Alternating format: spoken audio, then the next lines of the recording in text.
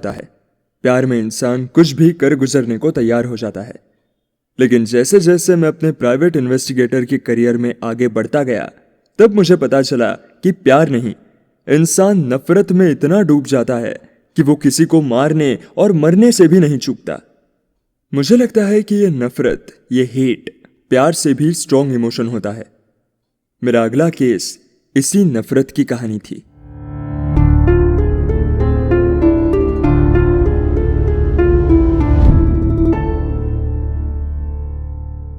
ये केस था मिल्कीपुर का, जहां के जमींदार के छोटे बेटे की मौत हो गई थी। और इसी केस के सिलसिले में मैं मिल्कीपुर जा रहा था। ऊबड़ खाबड़ रास्ते से होता हुआ मैं जमींदार की हवेली की तरफ जा रहा था। मैं यूपी में ही था, इसलिए मुझे हवेली पहुंचने में ज्यादा टाइम नहीं लगा। हवेली के बाहर एक बड़ा सा गेट था। वो बड़ा सा गेट खुला और गेट को पार करके मैं हवेली के बाहर पहुंच गया। मैंने गाड़ी हवेली के बाहर पार्क की और सीधा हवेली के अंदर घुस गया। हवेली में घुसते ही मैंने देखा कि हवेली सजी हुई थी। शायद जमींदार साहब किसी तरह का कोई फंक्शन सेलिब्रेट कर रहे थे। मैं थोड़ा और अंदर गया तो मुझे गहनों में लड़ी हुई औरत मेरे पास आती हुई दिखाई दी। ये जमींदार साहब की वाइफ थी। इन्होंने ही मुझे फोन करके यहाँ पर बुलाया था। वो मेरे पास आई। इससे पहले कि मैं कुछ कह पाता, वो बुरी तरह से रोने लगी। उन्होंने मुझसे रोते हुए कहा, मेरे बेटे को किसी ने मार दिया है, जल्दी चलिए मेरे साथ, जल्दी। वो मुझे एक कमरे में ले गई, जहां पर जमींदार साहब थे। एक 12 से 14 साल का लड़का बेड के किनारे खड़ा था। बेड पर एक डेड बॉडी रखी हुई थी। मैंने डेड बॉडी को देखा तो मुझे झटका लगा, क्योंकि ये एक छोटे बच्चे की डेड बॉडी थी। उसकी उम्र लगभग 3 साल से ज्यादा नहीं रही होगी। जमींदार की बीवी अपने बच्चे को सीने से लगाकर रोने लगी। अंदर का माहौल बहुत भारी था और मुझे कुछ सवाल करने थे, क्योंकि मेरा काम ही सवाल करने का था। इसलिए मैं जमींदार साहब को बाहर ले आया। मैंने जमींदार साहब से कहा, मेरा नाम है डिटेक्टिव कबीर और आपकी वाइफ ने मुझे यहाँ आपके बेटे की मौत की इन्वेस्टिगेशन के लिए बुलाया है। क्या मैं जान सकता हूँ कि यहाँ असल में क्या हुआ था? जमींदार साहब बोले, आज मेरे बड़े बेटे अजय का बर्थडे था, इसलिए हम सब बर्थडे को सेलिब्रेट करने के लिए बाहर जा रहे थे। लेकिन तभी मुझे हमारे छोटे बेटे अंकुर की लाश हमारे हवेली के स्विमिंग पूल में दिखाई दी। जैसे ही मैंने ये देखा, मैं भागता हुआ गया और सीधा पूल में कूद गया और अंकुर को बाहर निकाला। लेकिन तब तक बहुत देर हो गई थी। मेरे बेटे की सांसें रुक गई थी। मैंने उसे बचाने की बहुत कोशिश की, लेकिन उसे बचा नहीं पाया। और बोलते बोलते जमींदार साहब अपने आप को रोक नहीं पाए और उनके आंसू निकल गए। मैंने जमींदार साहब को थोड़ी तसल्ली दी और वहां से चलकर वापस कमरे में आ गया। मैंने एक बार डेड बॉडी पर नजर मारी। डेड बॉडी पानी की वजह से फूली हुई थी। यह पक्का था कि इस बच्चे की मौत पानी में डूबकर मरने की वजह से ही हुई थी। अब मेरा डिटेक्टिव वाला दिमाग चलना शुरू हो गया था। मैं फिर से एक बार कमरे में गया जहां पर जमींदार की वाइफ थी। मैंने जमींदार साहब की वाइफ को चुप होने को कहा ताकि वो मेरे सवालों के जवाब दे सके। मैंने उनसे पूछा, जब अंकुर के साथ ये सब हुआ था तो आप कहां पर थी और आपने अपने बेटे को कहां रखा हुआ था? जमींदार की वाइफ ने बताया, मैं अंकुर को तैयार कर रही थी और थोड़ी देर में अजय का बर्थडे मनाने के लिए हम बाहर जाने वाले थे, लेकिन अंकुर सो गया, इसलिए मैं उसे सोता छोड़कर अजय के पास आ गई और उसे तैयार करने लगी। अजय को तैयार करने के बाद मैं खुद तैयार होने लगी। तभी मैंने हलचल होती हुई सुनी और अजय के पापा के हाथ में अंकुर की लाश देखी। ये बताकर वो फिर से एक बार रोने लगी। अजय अपनी माँ के पास ही खड़ा हुआ था। उसकी माँ बुरी तरह से रो रही थी, लेकिन मुझे अजय की आंखों में कोई भी दुख, कोई भी गम दिखाई नहीं दे रहा था। उसकी आंखों में एक अजीब सी चमक थी। मैंने सोचा कि शायद अजय को अंदाजा ना हो कि उसके साथ क्या हो रहा है, इसलिए वो कुछ रिएक्ट नहीं कर रहा है। मैंने अपना ध्यान वापस केस की तरफ लगाया। अंकुर की मां के हिसाब से अंकुर उसके कमरे में ही था। इसका मतलब कोई उसे कमरे से बाहर लेकर आया, फिर पूल में ले जाकर उसे डुबाकर मार दिया। इसका मतलब ये कोई एक्सीडेंट नहीं, एक मर्डर है। मैं ये सोच रहा था कि अचानक मेरी नजर अजय पर फिर से पड़ी। उसके कपड़े गीले नजर आ रहे थे। मैंने अजय से पूछना शुरू किया, हेलो बेटा, आज तुम्हारा बर्थडे है ना? Happy birthday. अजय ने मुझे थैंक यू बोला। मैंने उससे आगे पूछा, आपके ये कपड़े गीले क्यों हैं? अजय बोला, अंकल वो ना मैं अपने भाई को बचा रहा था स्विमिंग पूल में से, इसलिए मेरे कपड़े गीले हो गए। मैंने अजय के मुंह से ये सुना तो मेरे कान खड़े हो गए, क्योंकि जमींदार साहब ने तो मुझे इस बारे में कुछ भी नहीं बताया था। तो क्या जब अंकुर डूब रहा था तब अजय भी वहीं पर था? मुझे कुछ अटपटा सा लगा। आखिर जमींदार साहब ने मुझसे ये बात क्यों छुपाई? मैं एक बार फिर से जमींदार साहब के पास गया, लेकिन जमींदार साहब बाहर दिखाई नहीं दे रहे थे। मैंने उन्हें ढूंढने की कोशिश की। मैं हवेली में थोड़ा इधर उधर घूमा और अचानक मुझे दूर एक कमरे में जमींदार साहब दिखाई दिए। वो किसी से बात कर रहे थे। वो कुछ तो सीरियस बात कर रहे थे। जैसे ही जमींदार साहब ने मुझे, ये यहाँ का सिक्योरिटी वाला था। इसका काम सीसीटीवी की फुटेज को देखने और उसे स्टोर करने का था। मैंने उससे कहा कि मुझे आज की स्विमिंग पूल वाले एरिया की सीसीटीवी फुटेज चाहिए। ये सिक्योरिटी वाला आदमी बहुत ही अजीब बिहेव कर रहा था। वो तिरछी नजर से जमींदार को देख रहा था। मैंने उससे फिर कहा, जल्दी करो, मुझे फुटेज दिखाओ। उस आदमी ने कीबोर्ड के कुछ कीज दबाए और मॉनिटर पर एक वार्निंग लिखकर आई थी, जो थी फुटेज नॉट अवेलेबल। मैंने खुद फुटेज ढूंढने की कोशिश की, लेकिन फिर वैसा ही हुआ। मैंने उस आदमी से पूछा, ये फुटेज क्यों नहीं आ रही है? क्या प्रॉब्लम हो गई है? उस आदमी ने डरते हुए बोला, साहब लगता है किसी ने आज के सीसीटीवी फुटेज को डिलीट कर दिया है। हर चीज में मुझे सिर्फ और सिर्फ गड़बड़ नजर आ रही थी। मैंने उस सिक्योरिटी वाले से पूछा, कैसे हो गया ये फुटेज डिलीट? आखिर किसने किया? उस आदमी का कहना था कि वो फ्रेश होने के लिए अपने कमरे में गया था और जब वापस आया तो सीसीटीवी की फुटेज डिलीट हो गई थी।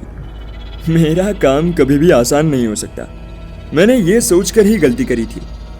अब मुझे इस केस को किसी और तरीके से सॉल्व करना होगा। मैंने जमींदार साहब से कहा, आप अपने बेटे की डेड बॉडी को पोस्टमार्टम के लिए भेज दीजिए। जमींदार साहब ने ऐसा ही किया। एम्बुलेंस आई और डेड बॉडी को हॉस्पिटल लेकर चली गई। डेड बॉडी के चले जाने के बाद जमींदार साहब की वाइफ मेरे पास भागते हुए फिर से आई और उसने मुझसे कहा, डिटेक्टिव डिटेक्टिव, अंकुर के गले में उसकी चेन नहीं है। लगता है किसी ने उसकी चेन निकाल ली है। मैंने उनसे कहा, आराम से, आप मुझे आराम से बताइए।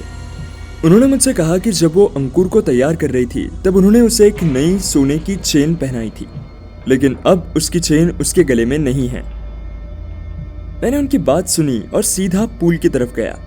मैंने सोचा कि इतने सब केओस में किसी ने चेन पर ध्यान नहीं दिया। हो सकता है कि चेन पूल में ही हो। पूल का पानी साफ था और वहां पर कोई भी चेन नजर नहीं आ रही थी। आसपास भी कुछ नहीं था। तो क्या किलर ने ही अंकुर की चेन निकाली और उसे जान से मार दिया? अब मुझे ये चेन ढूंढ कर निकालनी ही थी। शायद ये चेन ही मुझे मेरे असली कातिल तक लेकर जा सकती है। मैं एक बार फिर उस जमींदार की वाइफ से मिलने गया। वो अपने बड़े बेटे अजय को अपने सीने से लगाए हुए बैठी हुई थी। मुझे देखते ही उनकी आंखों में एक उम्मीद की रोशनी जाग गई। मैंने उनसे पूछा, आपके घर में कितने सर्वेंट्स हैं? क्या आप बता सकती हैं? उन्होंने बताया कि वैसे तो उनके पास बहुत से सर्वेंट्स हैं, लेकिन अजय के बर्थडे की वजह से उन सबको छुट्टी दी गई थी। सिर्फ 3 सर्वेंट्स ऐसे थे जो हर टाइम इस हवेली में रहते थे। एक था हेड कुक रमेश, एक थी मेड जोया और वो सिक्योरिटी वाला आदमी। सिक्योरिटी वाले आदमी से तो मैं बात कर ही चुका था, इसलिए मैंने हेड कुक रमेश से बात करना ठीक समझा। मैंने उसे एक कमरे में बुलाया कि बीमार रहने पर वो यहाँ पर काम करने के लिए आई है। मैंने उनसे पूछा, आप पर थे। पकड़े जाने पर वो कहने लगी कि वो छोटे मालिक के गर्दन पर जमा तेल हटा रही थी। मैंने हेड कुक को टोका, तो आपने ये बात अपनी मालकिन को बताई थी? हेड कुक ने जवाब दिया, नहीं साहब, नहीं बताई। मैं जोया की बातों में आ गया। मैंने सोचा कि शायद मेरी ही गलतफहमी होगी। लेकिन शायद मैं गलत था। जाते जाते हेड कुक ने एक और बात बताई। वो ये थी कि जब अंकुर के डूबने का हादसा हुआ तब उसने जोया को किचन में बुलाया था, लेकिन जोया उस वक्त किचन में आई ही नहीं। हेड कुक को भी नहीं पता था कि जोया उस वक्त कहां पर थी। और अब बारी थी इस जोया को इन्वेस्टिगेट करने की। मैंने जोया के दरवाजे को नॉक किया। जोया ने दरवाजा खोला। वो मुझे देखकर थोड़ा सा घबरा गई। मैंने कहा, हेलो, मैं हूं डिटेक्टिव कबीर। मुझे आपकी मालकिन ने अंकुर के मर्डर केस को इन्वेस्टिगेट करने के लिए बुलाया है। मर्डर का नाम सुनकर वो बुरी तरह घबरा गई। मैं अंदर आया और दरवाजा बंद कर दिया। जोया थोड़ा सा हिचकिचा रही थी। जोया का कमरा सिंपल सा था। देखकर ऐसा लग रहा था कि यहाँ पर पहले कोई बूढ़ा इंसान रहता होगा। मैंने जोया से सारे लाइट जलाने के लिए बोला। लाइट जलाने से पूरे कमरे में रोशनी और अच्छी तरह से फैल गई। मुझे सब कुछ और अच्छे से दिखना शुरू हो गया। एक बार उसके कमरे का जायजा लेने के बाद मैंने जोया से पूछा, तो तुम मुझे ये बताओ कि जब अंकुर पानी में डूब रहा था उस वक्त तुम कहां पर थी? जोया ने तेज आवाज में जवाब दिया, साहब मैंने कुछ नहीं किया, मैं उस वक्त कमरे में ही थी। आज जमींदार साहब ने छुट्टी दी है ना, इसलिए मैं कमरे में आराम कर रही थी। मैंने जोया से कहा, क्या तुम इस बात का सबूत दे सकती हो? जोया ने कहा, साहब आप बाहर लगे कैमरे में देख सकते हैं। मैंने जोया से कहा, वो तो मैं नहीं कर सकता क्योंकि किसी ने सीसीटीवी फुटेज को डिलीट कर दिया है। अब मैं ये सोच रहा हूं कि ऐसा कर कौन सकता है। ये बोलकर मैं जोया को घूर कर देखने लगा और वो घबरा गई। उसने मुझसे कहा, साहब मेरी तरफ ऐसे मत देखिए, मैंने कुछ भी डिलीट नहीं किया है। मैं तो सिर्फ फोन चलाना जानती हूँ। मुझे ठीक से इंग्लिश भी नहीं आती, मैं कैसे डिलीट कर सकती हूँ? मैंने जोया से कहा कि सिर्फ सीसीटीवी फुटेज नहीं, अंकुर के गले से सोने की चेन भी गायब है। सोने की चेन की बात सुनकर वो पूरी तरह घबरा गई और उसने बोला, साहब मैं इस सोने की चेन के बारे में कुछ नहीं जानती, मैंने कुछ नहीं किया। मैंने कहा, लेकिन मैंने तो कहा ही नहीं कि तुमने सोने की चेन चुराई है। जोया के बात खत्म करने से पहले ही उसके फोन की घंटी बज गई। जोया के हाथ में एक आईफोन था। जोया ने कॉल डिस्कनेक्ट किया। मुझे पक्का पता है कि उसने खुद ये फोन तो नहीं खरीदा होगा, तो फिर ये कौन हो सकता है? मैंने जोया का फोन उससे मांगा। मुझे लगा कि वो अपना फोन नहीं देगी, लेकिन उसने बड़े आराम से मुझे अपना फोन दे दिया। मैंने फोन का IMEI नंबर निकाला और फोन उसे वापस करके कमरे से बाहर आ गया। मैं सीधा सीढ़ियों से होता हुआ ऊपर चला गया और अंकुर के कमरे में पहुंच गया। मैं उसके कमरे की एक बार तलाशी लेना चाहता था, देखना चाहता था कि मुझे कोई क्लू मिलता है या नहीं। मैं दरवाजा खोल के अंदर घुस गया। यह अंकुर का रूम कम और गेम रूम ज्यादा लग रहा था, क्योंकि यहाँ पर दुनिया भर के खिलौने रखे हुए थे। मैं कमरे की तलाशी लेने लगा, लेकिन मुझे कुछ भी नहीं मिला। अचानक से एक बॉक्स पर मेरा हाथ लगा और वो नीचे गिर गया और बॉक्स में से सारे पन्ने बिखर गए। इन पेजेस पर एक फैमिली की ड्राइंग बनी हुई थी। मैंने वो पेजेस उठाए और मैं ड्राइंग को देखने लगा। इस ड्राइंग में मॉम, डैड, एक लड़का और एक बच्चा दिखाई दे रहा था, लेकिन जो बच्चा था उसके चेहरे को काले रंग से किसी ने खराब किया हुआ था और बाकी ड्राइंग में भी उस बच्चे के ऊपर क्रॉस बना हुआ था। मुझे कुछ भी क्लू नहीं मिला, इसलिए मैंने ज्यादा सोचा नहीं और मैं कमरे से बाहर निकल आया। उसके बाद मैं सिक्योरिटी वाले आदमी के कमरे में तलाशी लेने गया, लेकिन मुझे वहां पर कुछ भी नहीं मिला। इस केस पर कोई भी प्रोग्रेस होती हुई मुझे नहीं दिखाई दे रही थी। मैंने ये बात जमींदार साहब और उनकी वाइफ को बताई। उनसे इस केस को आगे इन्वेस्टिगेट करने के लिए मैंने कुछ दिन का ब्रेक मांगा और वो मान गए। असल में ये सब कुछ एक बहाना था। मैंने ऐसा इसलिए किया था ताकि हवेली में रहने वाले लोग रिलैक्स हो जाए। मेरी नजर हवेली के उन तीनों नौकरों पर थी। बिना उनको पता लगे मैं उनका पीछा कर रहा था। हेड कुक घर से बाहर सब्जी और बाकी घर का सामान लेने के लिए ही निकलता था। सिक्योरिटी वाला आदमी एक बार एक छोटे से बैंक में गया और उसने अपने अकाउंट में 2 लाख रुपए डलवाए, लेकिन जोया घर से बाहर नहीं निकली। मैं उसी का इंतजार कर रहा था। मेरे हवेली से जाने के 2 दिन बाद जोया शाम के अंधेरे में हवेली से निकली और वो मार्केट की तरफ जाने लगी। मैं भी उसके पीछे पीछे हो लिया। मैंने अपना भेष बदला हुआ था और गांव के लोगों की तरह ही धोती पहनी हुई थी। जोया ने अपने चेहरे पर एक चद्दर डाल रखी थी और वो बार बार पीछे मुड़कर देख रही थी, लेकिन मैं अपने आप को छुपाने में कामयाब था। कुछ देर चलने के बाद मैंने देखा कि जोया एक सुनार की दुकान के अंदर घुस गई। मैं बाहर खड़े होकर उसका दुकान से बाहर आने का इंतजार करने लगा। जोया के जाने के बाद मैं सीधा दुकान में घुस गया और जैसा मैंने सोचा था वैसा ही हुआ। मैं सुनार की दुकान से बाहर निकला और पहले अपनी गाड़ी के पास आया। गाड़ी के अंदर मैंने अपने कपड़े बदले और गाड़ी लेकर एक बार फिर से हवेली के अंदर घुस गया। हवेली पहुंचकर मैंने जमींदार साहब, उनकी वाइफ, उनके बेटे और तीनों नौकरों को बुलाया। सब एक जगह पर इकट्ठे हो गए। जमींदार साहब ने पूछा, जल्दी बताइए डिटेक्टिव साहब, आपने हम सबको यहाँ पर इकट्ठा क्यों किया है? मैंने अपनी जेब से कुछ निकाला और उन्हें दिखाते हुए कहा, क्या यही चेन अंकुर के गले में थी? जमींदार साहब की वाइफ ने मेरे हाथ से चेन छीनी और कहा, यही तो वो चेन है जो मैंने अंकुर को पहनाई थी। आपको ये कहां से मिली? अब बारी थी सब कुछ एक्सप्लेन करने की। मैंने कहा, ये चेन मुझे बाजार में सुनार के पास से मिली, जिसे वहां पर बेचने जोया गई थी। जमींदार साहब की वाइफ ने कहा, तो क्या जोया ही मेरे बेटे की कातिल है? मैंने कहा, अभी बात पूरी नहीं हुई है। असल में जोया के पास जो आईफोन है वो उसने खुद नहीं खरीदा, उसे ये किसी सुनील नाम के आदमी ने ईएमआई पर खरीद कर दिया है। और ये सुनील और कोई नहीं, ये सिक्योरिटी वाला आदमी है। मैंने सारे डॉट्स कनेक्ट करना शुरू कर दिए। असल में जोया अंकुर के कमरे में गई, वहां से अंकुर को उठाया और उसे पुल में डुबाकर मार दिया। उसकी सोने की चेन ले ली और अपने प्यार को बचाने के लिए सुनील ने सीसीटीवी की फुटेज मिटा दी। क्यों, मैं सही कह रहा हूं ना जोया? जोया मानने को तैयार ही नहीं थी। वो बोली, नहीं, ऐसा बिल्कुल नहीं है। मैं कमरे में गई जरूर थी, लेकिन मैंने सिर्फ छोटे मालिक के गले की चेन को चुराया था। मैं मानने को तैयार नहीं था, लेकिन जोया ने फिर बोला, मैं सच कह रही हूँ, वहां पर अजय मालिक भी तो थे। उन्होंने मुझे वहां से निकलते हुए देखा, आप उनसे पूछ लीजिए। अजय अपने आप ही बोल पड़ा, हाँ, मैंने देखा था दीदी को कमरे से बाहर आते हुए, तब बेबी उनके हाथ में नहीं था। अचानक से सब कुछ बदल गया था। जोया अब किलर नहीं हो सकती थी।